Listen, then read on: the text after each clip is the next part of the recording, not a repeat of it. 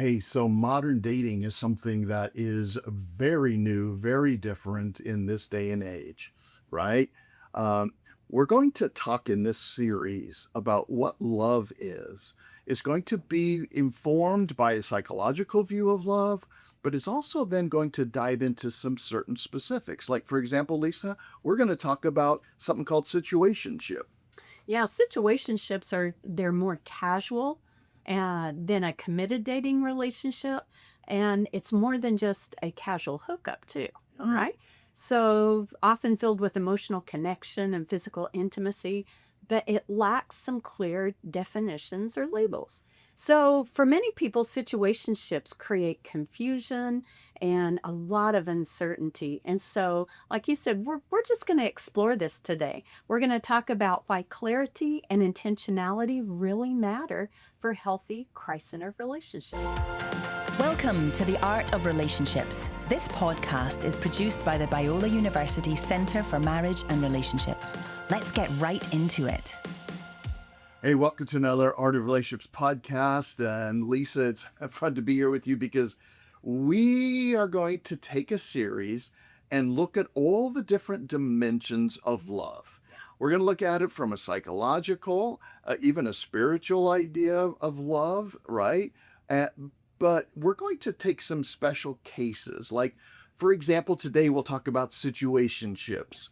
And we'll talk next time about things like, what is it like to be in a marriage when the love has left? There's no more passion. Like roommates. Yeah, like roommates. And then we'll also talk about a kind of love in which there really is no commitment. There's a lot of passion, maybe a lot of, intimacy, but there just simply lacks that. And we'll talk about what is that kind of whirlwind romance, right? Yeah. Things like that.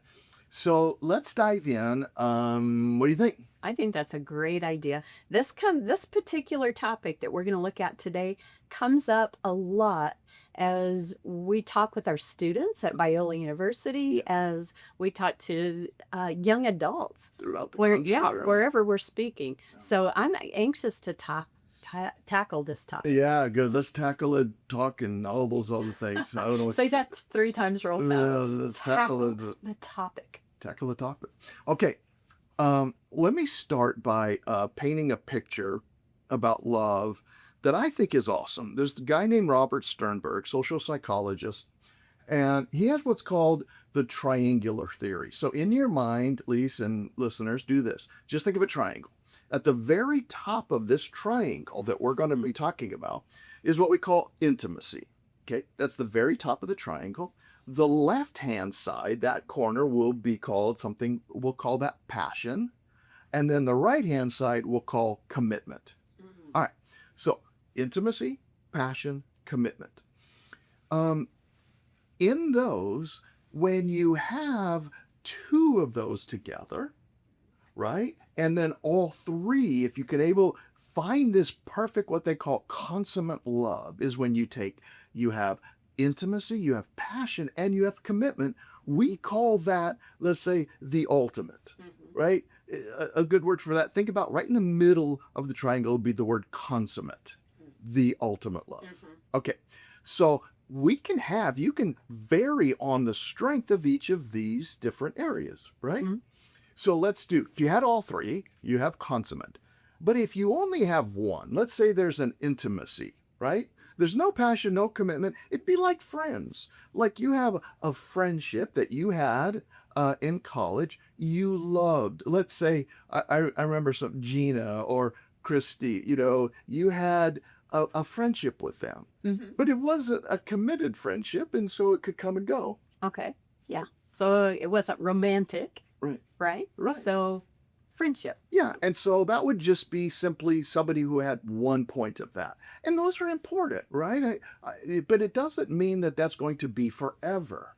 It's just what happens in those relationships is you enjoyed your time with them, right? Mm-hmm. There's a season. Yeah. They come and go. Yeah. And okay, that would be a single point at the very top, what we would call intimacy, friendship, you like.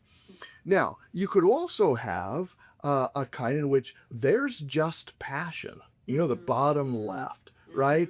And that's this idea of, there's really not a friendship with this person, and there's really not a commitment. In fact, it might be an obsession or infatuation, high passion, right? I don't know if you ever had one of those in school or growing up. You're like, oh, I love this singer, or you're right, or I love this person that I see in class all the time, but I'm not friends with them necessarily, and we don't really have any kind of commitment.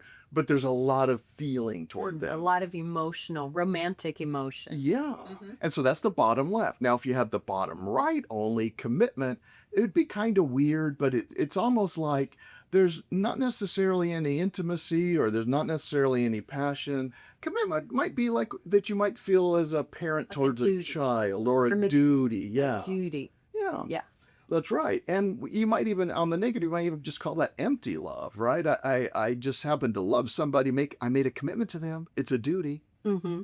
Right. Right. Perfect. Definitely some marriages like that. Yeah. And dating relationships that probably should, pull the plug and go. Mm-hmm. So hope get the picture again. Intimacy on the top, right? You have passion on the left, and then commitment on the right. Now, Lisa, what happens if you take intimacy and commitment, that kind of love? What do we call that? We hate companionate love. Yeah, good. And Right. yeah, companionship. That's not a bad kind of love, right? No. There's a lot of intimacy. I like them. And there's a lot of what we would call commitment there. But if they lack passion in a marriage, what's that called? Yeah, it's just this called, a passion-free marriage, right? A marriage that has nothing in Kind of it. empty. Yeah, it's almost empty. It takes that. Although if you have the friendship Yeah. and you have the commitment, but maybe the sexless marriage is what we would call that. Yeah, sexless, and also the romance is gone. Yeah. Passion and romance. And that could be really hard. I mean, it's a marriage that maybe, let's say, over the years, you just almost become roommates. You like each other, you hang out with each other, but it lacks something. Yeah. Right? Okay, so that's on the right-hand side of that triangle. Intimacy, right, plus commitment could lead to an empty marriage.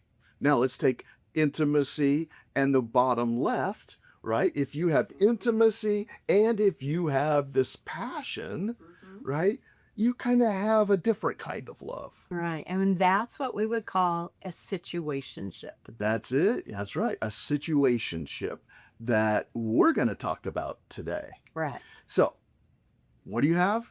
Intimacy with passion, but a lack of commitment.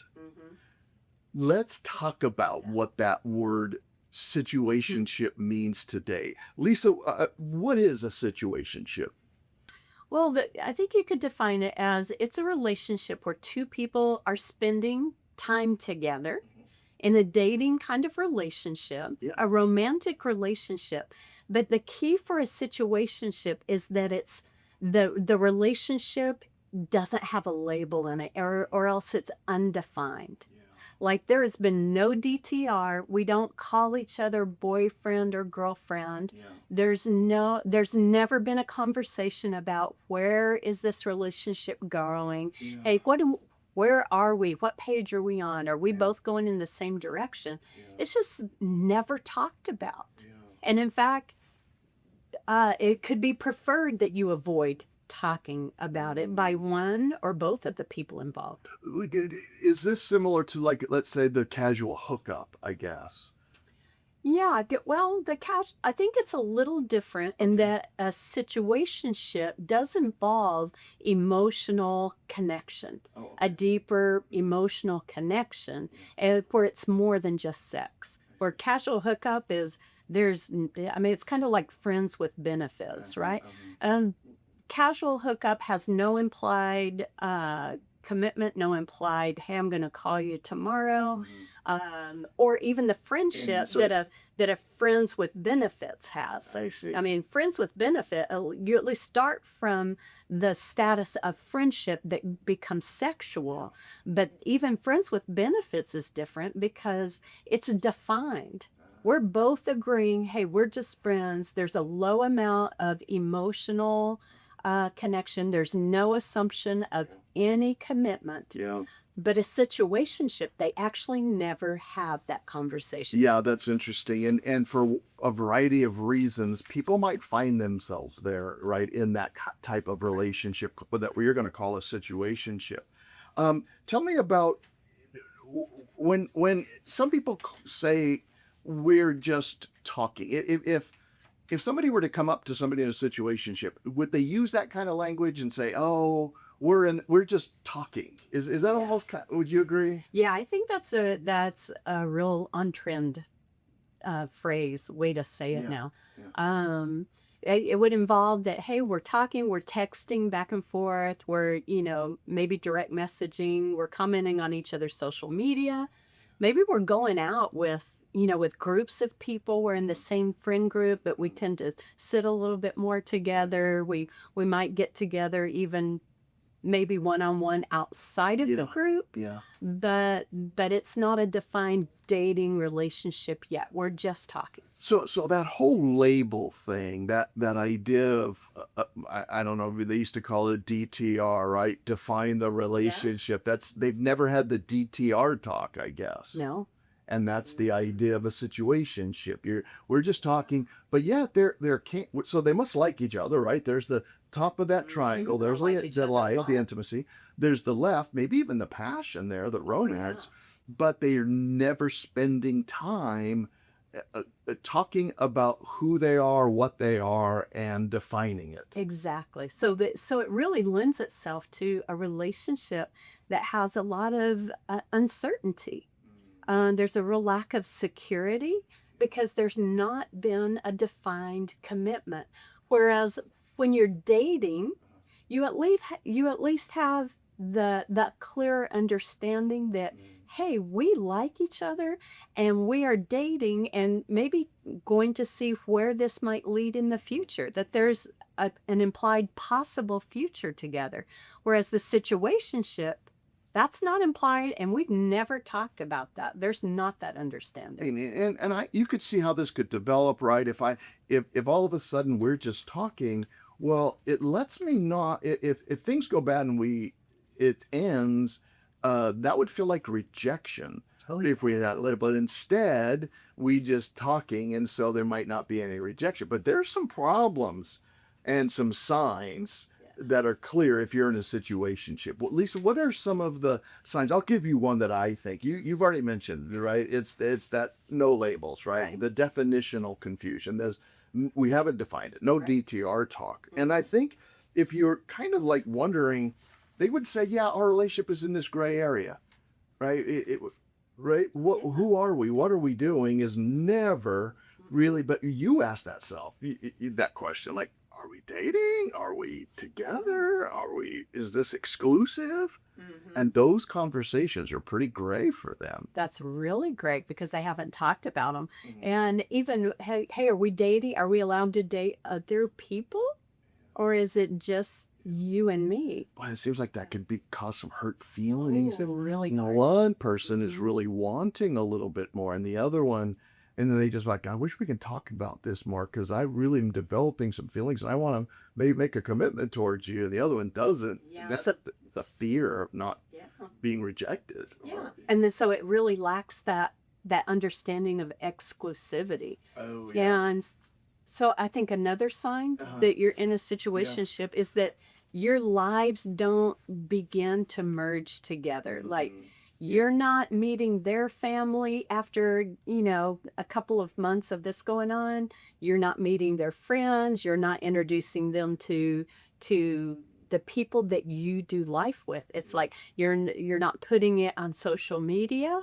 Maybe your status is still listed as single, even though you've been going out for a period of time. And I guess maybe that particular sign, Lisa, allows you to, it's almost like keep your options open, right? It's like, I'm in a situationship and it allows me this kind of flexibility of going back and forth, or maybe, not dipping my toe in completely, which is what a commitment does. Yeah. And it's kind of, I guess, a fear of commitment, fear of rejection. That might be part of this. Yeah, I think it could be a fear of loss of your personal freedom and independence.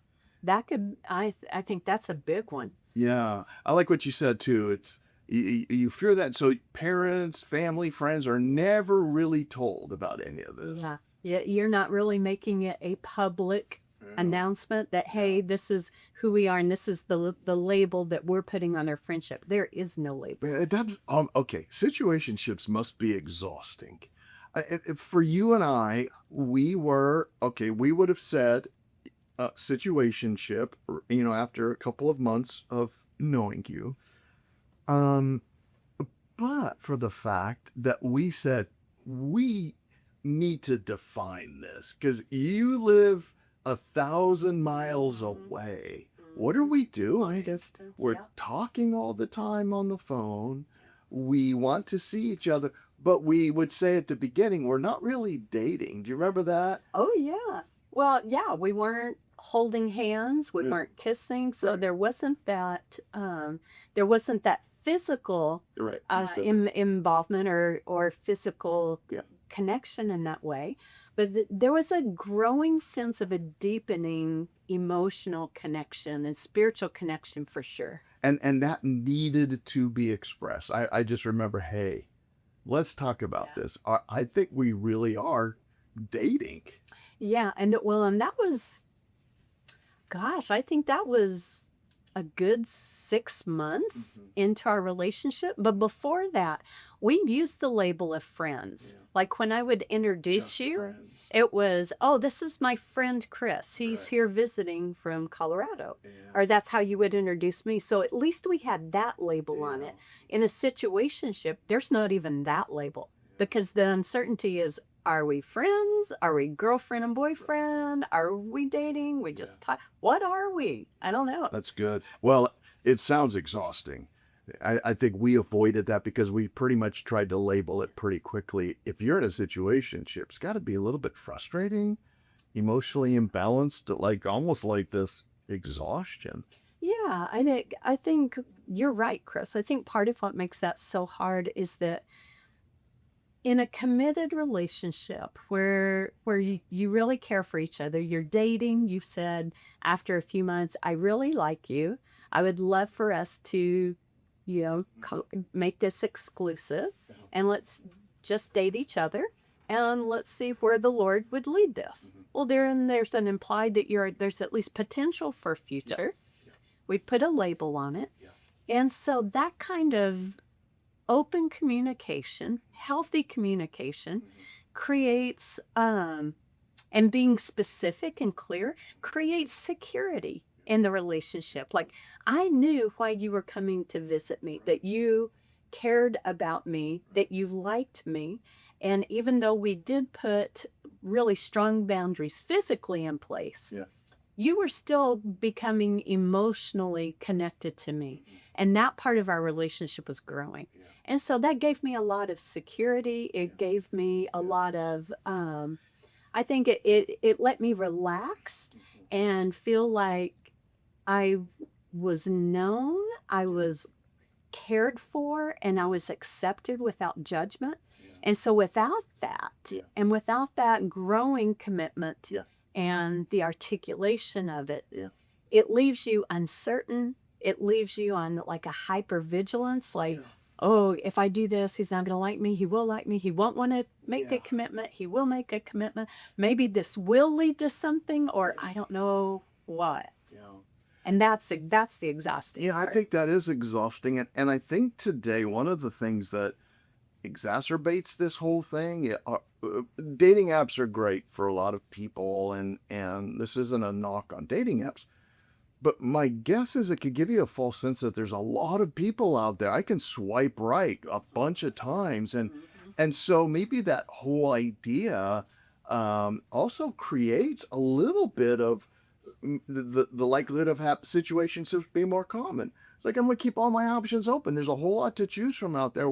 And And without that bottom right part of the triangle, without commitment now, the opposite is situationship.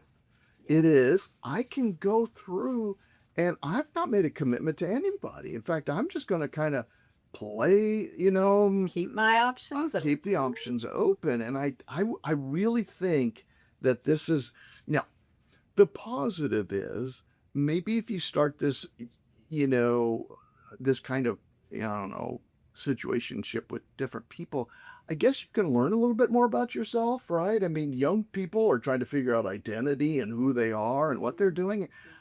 I guess that allows that growth to take place. That's a positive way of looking at it. Yeah. Although I don't know if you'd be able to really have that kind of deeper emotional connection with multiple people that maybe a situationship would be. I don't know. What do you Yeah, think? well, I think, it leads to or can lead to a serial dater, right? Somebody who, if I'm dating a person and we're in a situationship, I wouldn't necessarily say dating because we've never really defined it. But that person probably doesn't know or care what I do on Friday night because I'm going to see them Saturday, or what I did on Thursday night, right? And it's like keeping those options open. And I think that might be why this kind of thing is a little bit more prevalent than it used to be.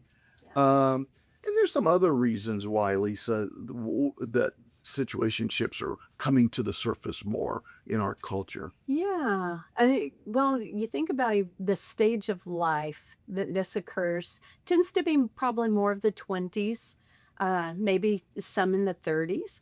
But really early on, you have that emerging adulthood that you talked about, where you're really trying to figure out, who am I? What am I going to be about? What are my values? What's my worldview?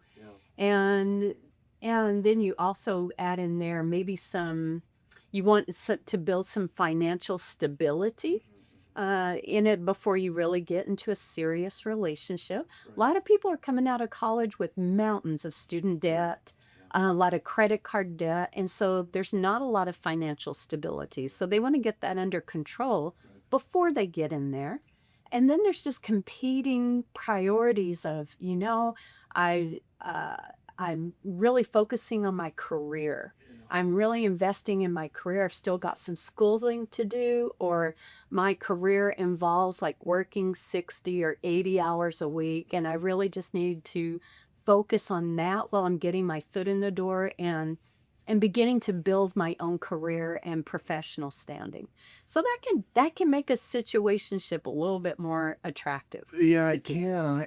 Just the number of couples that you and I talk to that express being in a situationship is so hard because there's no, I don't know where their heart is. That there's this whole, we're going always back to the one thing situationships lack, and that's commitment.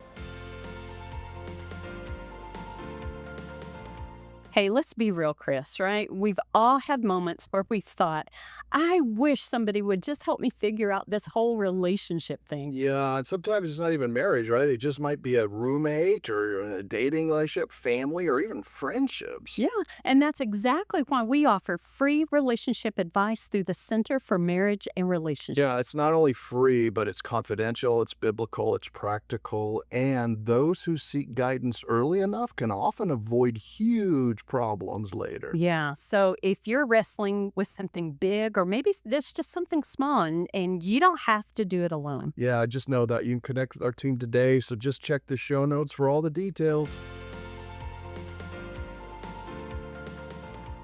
But it's motivated, like you said, by where they're at, this emerging adulthood, but it's also motivated by, like, I also am not ready.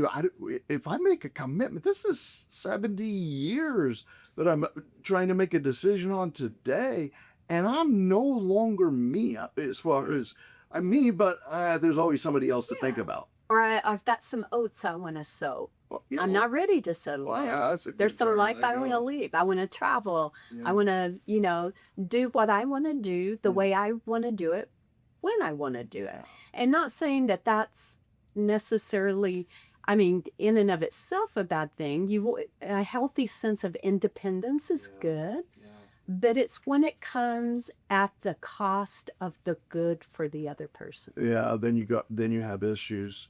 So that's really helpful, Lisa. I think what maybe one more why it's also so common is that people maybe have gone through the whole dating and defining, and and then they don't find somebody that their quote their soulmate, and then they do it again, and then they try another one, and pretty soon it can lead to some burnout. Oh, and they get tired. Yeah. They're just tired of the dating scene. Yeah. You know, you get tired of the repetitive conversations. I keep having the same shallow conversations over and over and over again. It never leads to anything else. And so I'm going to put it on pause a while. Yeah.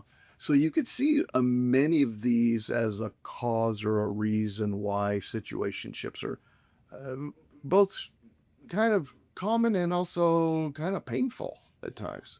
And I guess this pain really does come down a lot to this emotional pain. Yeah. And a situationship must make you feel, again, I don't have personal experience because I think we try to make commitment a key part of continuing the dating, but that idea of not knowing, not understanding the other person's full intent in their hearts. Yeah. That would be hard, that kind of uncertainty. And I think one of the dangers is that it can lead to an imbalance of commitment or an imbalance of attachment. And the danger is that one almost always becomes more attached and desires more of a commitment while the other one doesn't, for whatever reason. They don't want to. But there's that imbalance. In fact, we were just at a marriage conference, back in Minneapolis. And if you remember, there was a couple that came up, and as we talked, they were living together. So there was that high emotional involvement. There was that passion, but it lacked the commitment. But the difference, I guess, here instead of a situationship is that they had talked about it, and she wanted more of a commitment, but he didn't. And so there was that imbalance of attachment. She was like, I want to make this a formal commitment. And he was like, hey, we've already got a good thing. Why run it? And so happily, though, I can say by Sunday morning at the end of that conference, after having a whole weekend of hearing God's design for relationships and marriage, they announced to the whole crowd of 1,000 people that they were coming back next year and they would be married. Yeah. And that was cool. It was so cool is because one of the things that gave them that hope was, remember this guy named James Cohen. He's a professor at Virginia. And what he did was he studied hand holding, and he found out in these, you can look him up, James Cohen, Coan. But simply there was a difference between the way people treated or responded to married partners, that is the person they made a commitment with, in comparison to those that were only, quote, living together, almost felt as if something goes bad, there's no commitment, no vow, no nothing that's been said. We're just living together. And when bad times come, I can leave, or she can leave, or he can leave. There's that back door. Yeah. And that made an imbalance, almost as if I'm living with somebody that I'm not sure I can't trust. Yeah. And I think as we talk about that at conferences, like you said, this couple responded. It was just so powerful.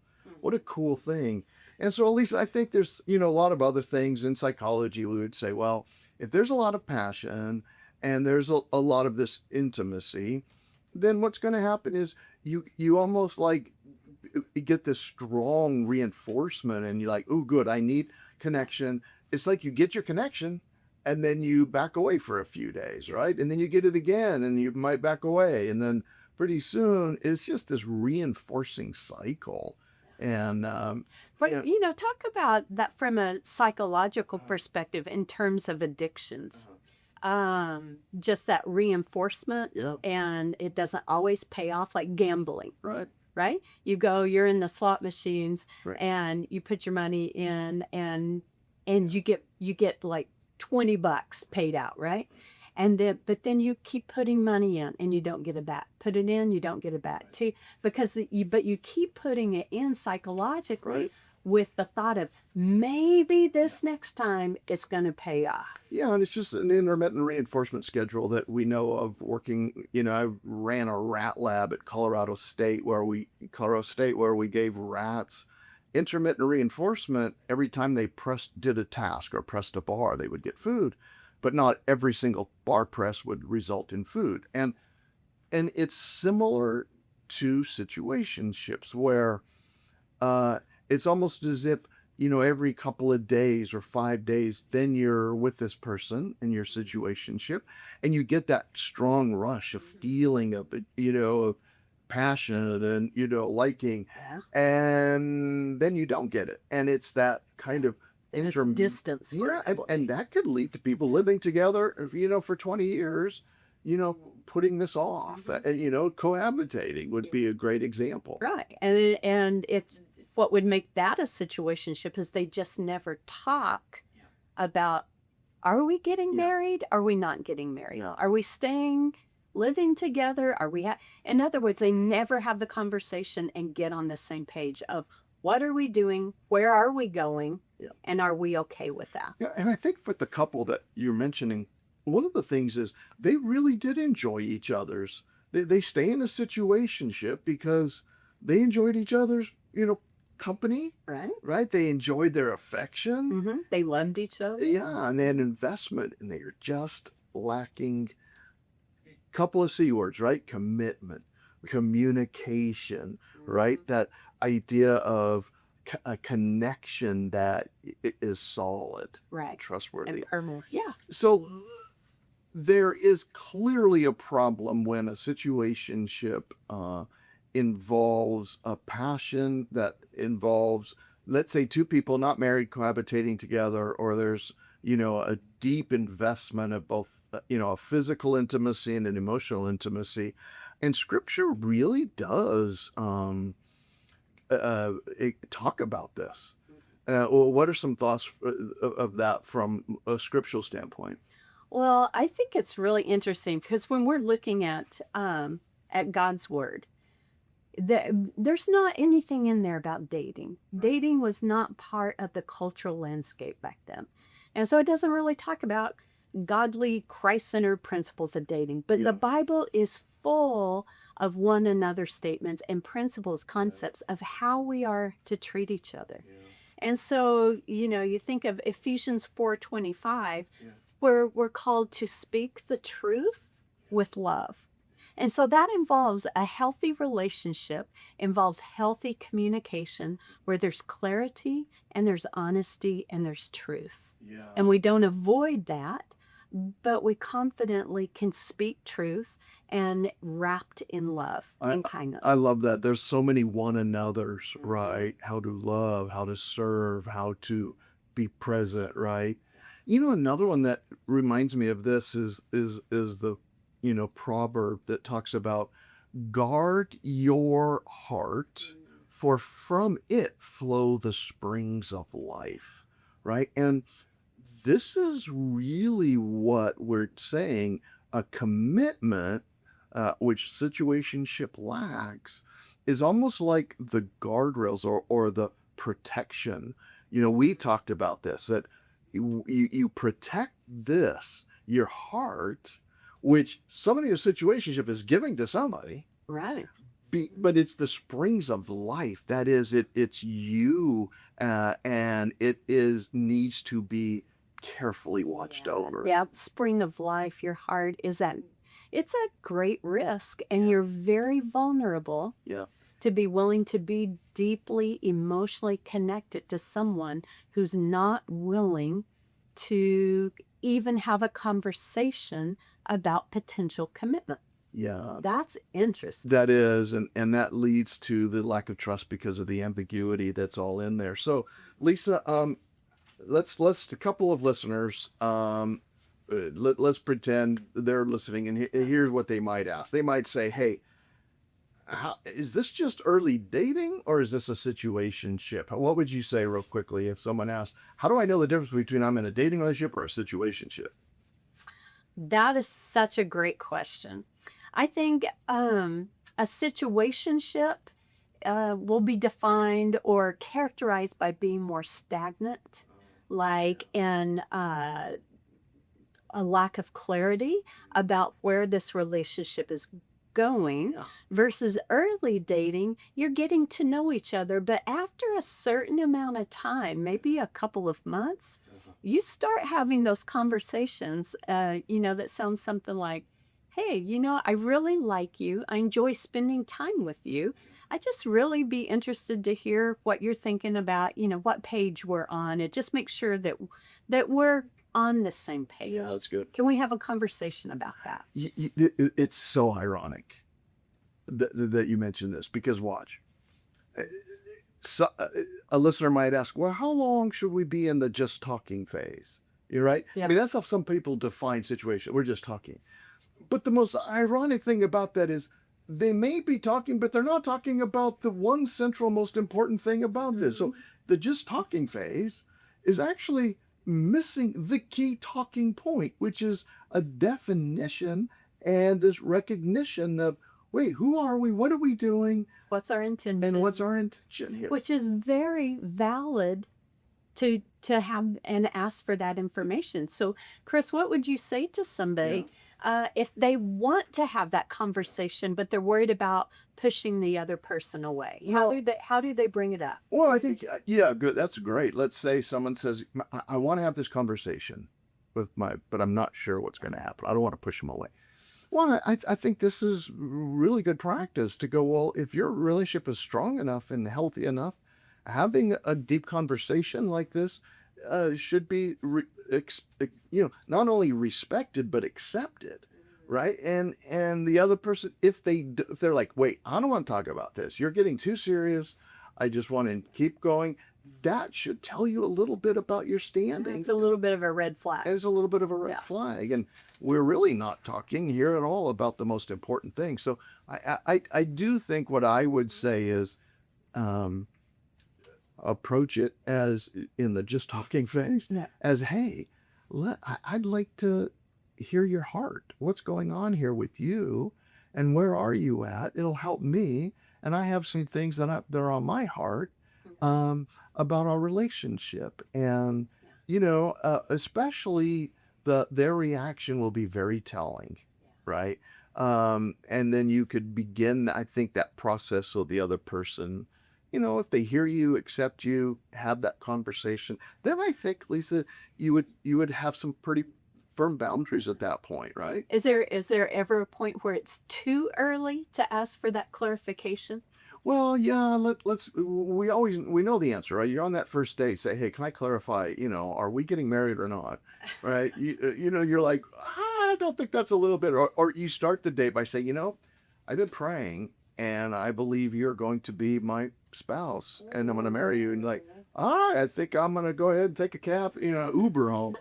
You might think that, but maybe it's too early to start talking about it. It's clearly too early. So what's a year into a situationship? That's too long.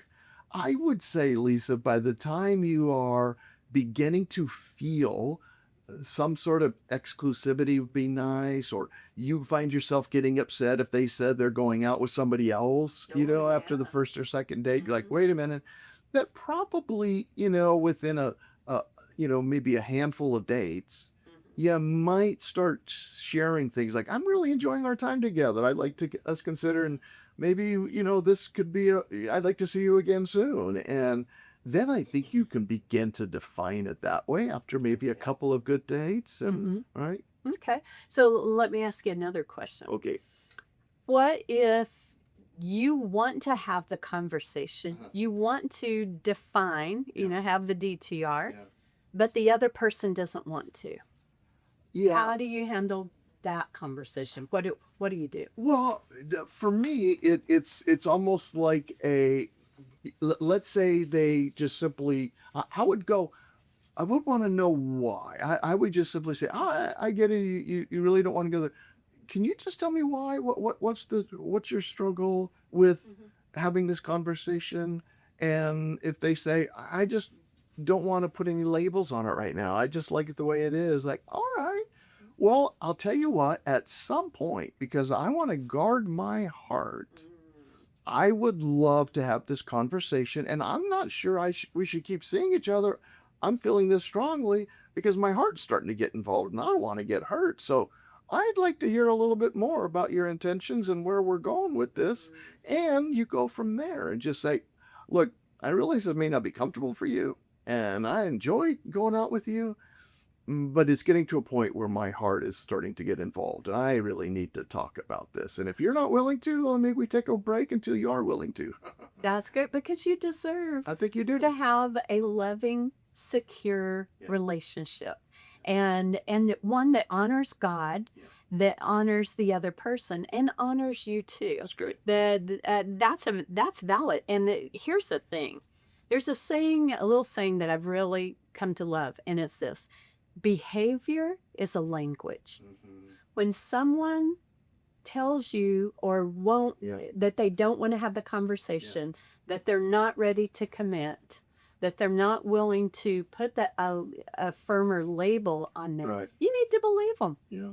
And then you have some, like you said, you have some decisions to make. Am I okay with maybe I'm okay for a little while longer. It's still relatively early. Maybe I'm okay with, being in limbo a little bit, but maybe you want to decide in your own mind, hey, if in the next 2 or 3 months we're not able to have this conversation, then I think I need to draw the line in the sand and go elsewhere, because maybe that's a real yellow, if not red flag, that they are not able to commit, or they don't have healthy communication skills, and they're not willing to work on that. Yeah, and really what you're looking for, Lisa, is I think in that situation, you want to protect yourself, and you can say, I need to protect my heart in here. Yeah. And it doesn't mean the other person has to give you a dissertation on their feelings. I don't need, if a person isn't comfortable sharing in general, like, I don't like talking about these kinds of things. Like, I'm not asking you to talk a whole lot. I mean, your behavior tells me you like me, but it also tells me you're afraid of commitment. So I'm just going to ask maybe the simple question, maybe make it a yes or no. Do you want to continue to spend time together? Yes or no? Yeah. Do you feel like this has potential for in the long term? Yes or no? And Do you want to be exclusive? And do you want to be Yes or exclusive? no? Yes or no? So it doesn't have to be this, like I said, an emotional dissertation. It's like that country song, check yes or no. Yeah, that's a good one, Lisa. There's a Well, let's do some practical takeaways. Obviously, praying and looking over, always about your love life, especially if you find yourself in something like this, a situationship. Just praying. What else? Yeah, definitely. Well, that's That's absolutely the big, foundational. Yeah. And I think it's good you need to be able to ask for clarity. Yeah. Where are we going?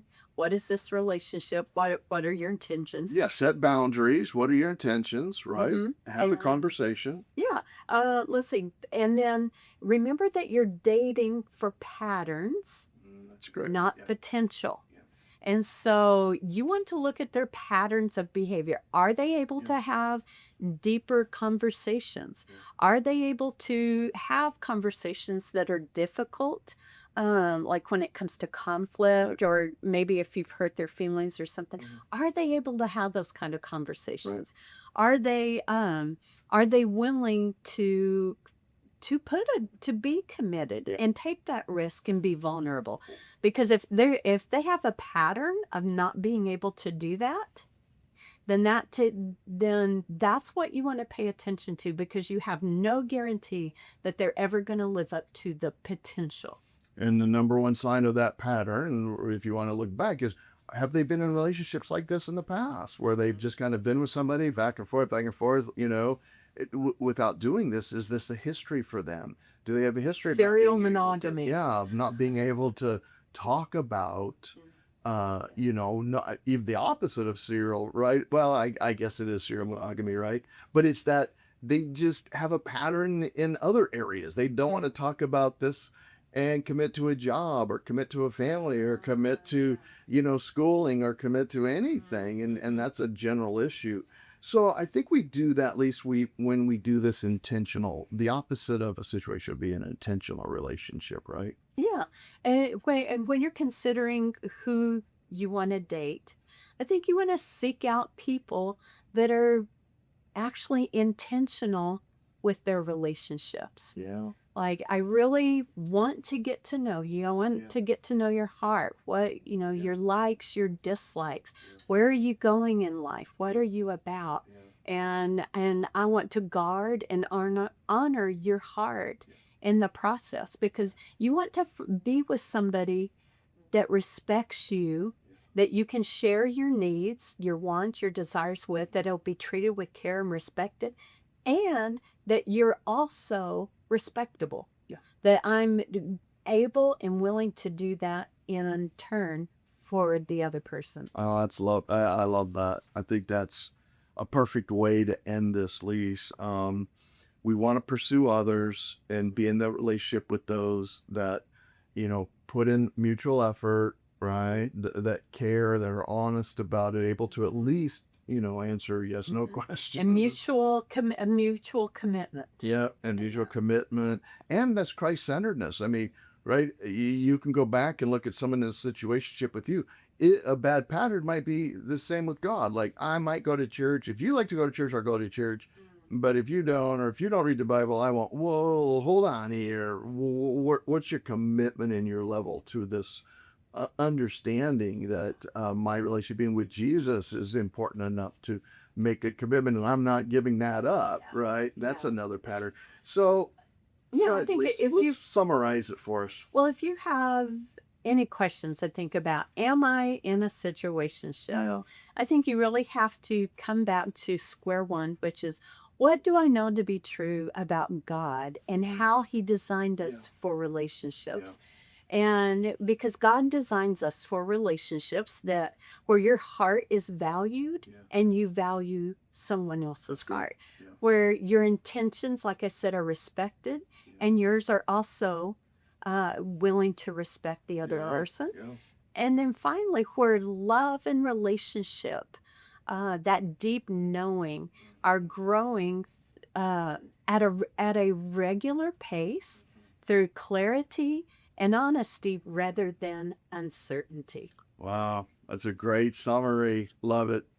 Well, hey, check out our other podcasts on love and on relationships, on dating. Go to the cmr.biola.edu. Check out blogs as well. Besides podcasts, blogs, we got all kinds of free relationship advice things going on out there. We sure do. So we're really glad you joined us today. We know that you could be any place else doing anything And else. you probably are. You're probably listening to this driving and putting on makeup, and I don't know what else you might Working in the yard. Working in the yard. So thanks for joining us. Yeah. We'll see you next time on The Art of Relationships. Yep. We're very glad you joined us for today's podcast. For more resources on marriage and healthy relationships, please visit our website at cmr.biola.edu. We'll see you next time on The Art of Relationships.